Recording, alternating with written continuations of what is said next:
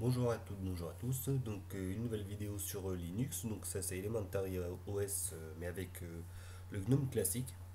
Donc voilà. Et le but c'est comment on peut avoir un système qui ressemble à Mac sous du Linux. Ben, c'est simple. Vous avez le GNOME classique. Alors lui ce qui permet de faire c'est donc d'avoir normalement il y a deux barres, il y a deux pas deux docks, mais deux. Alors, tableau de bord, voilà, c'est comme ça qu'ils appellent ça. Un en haut et un en bas. Donc, j'ai supprimé celui du bas. Donc, alors, comment faire? Donc, moi, c'est simple, c'est la touche Windows plus Alt et clic droit. Et là, j'ai accès au menu. Donc, comme ça, pour ceux qui ne savent pas comment faire, bah voilà. Pour celui du bas, supprimer ce tableau de bord est disponible. Voilà. Ensuite, euh, comme c'est Elementary OS, j'ai donc accès à un style de Finder, c'est donc celui qui fonctionne avec Panthéon Desktop. Donc là, on a la vue exactement comme Mac avec le Finder. Si je le réduis, hop, voilà, les différentes possibilités. Donc là, avec différents styles de couleurs, hein, exactement comme Mac. Document, si je me mets là, voilà, là on voit bien comment ça se passe. Voilà, j'ouvre d'autres possibilités. Maintenant, une autre chose. Donc là, oh c'est beau ça. Alors, bon pour ceux qui ne savent pas, c'est tout simplement des synthétiseurs à l'ancienne, on va dire. Ça permet de faire de la musique, bouger avec vos boutons. Ça, c'est comme ça, c'est parce que j'ai mis la photo, je vous explique ce que c'est quand même. Voilà. Alors, deuxième chose, dans les paramètres de ce système, donc vous avez des tweaks. Donc, c'est ce qui permet de personnaliser votre système d'exploitation. Là, on a l'apparence, on peut choisir le thème des fenêtres. Voilà, voilà. Hop. Non, c'est ce qu'ils ont mis sous Mac, hein. C'est ce qui va arriver sous Mac, c'est vraiment ce thème-là. Euh, voilà, donc vous pouvez changer tout ce que vous voulez, vos icônes, le type de fenêtre que vous voulez. Alors là, ça marche pas sur GNOME classique, hein, bien sûr. Il faut le faire manuellement. Voilà.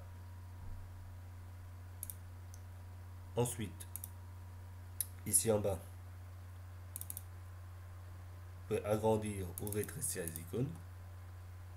Voilà. Donc vous pouvez faire ce que vous voulez, le centrer, carrément une barre de menu. Boum. Allez hop, ça c'est fait. Vous avez carrément un dock direct. Vous pouvez le mettre, hop, voilà. Et là, vous êtes sûr que vous le voyez le dock. Bon, allez, je remets comme ça il a été avant. Centré. Bon, ça c'est pour Panthéon Desktop, donc ça on oublie, hein. Type de terminal que l'on veut, bon,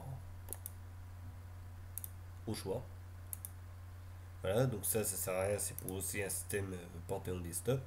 Donc ça c'est pour les fichiers, donc si on veut simple clic ou double clic pour ouvrir les fichiers. Donc ça c'est divers. Pour le bureau, voilà, ça charge.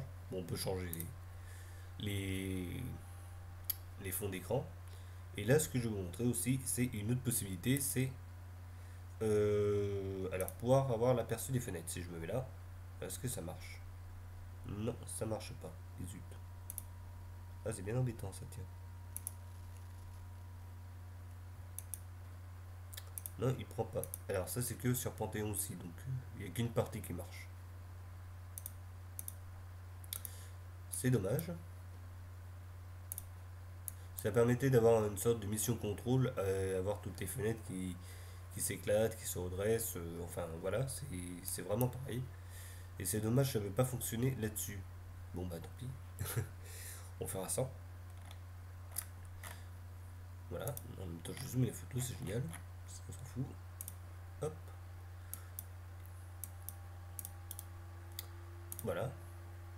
Donc là vous avez le menu, donc vous n'avez pas le lanceur d'applications comme il y a sur Mac, bien évidemment. Les applications Office, mais autrement vous avez le doc, vous pouvez rajouter, alors ça je vais le faire tout de suite. Alors hop, je vais ouvrir Word. Voilà, ça va s'ouvrir.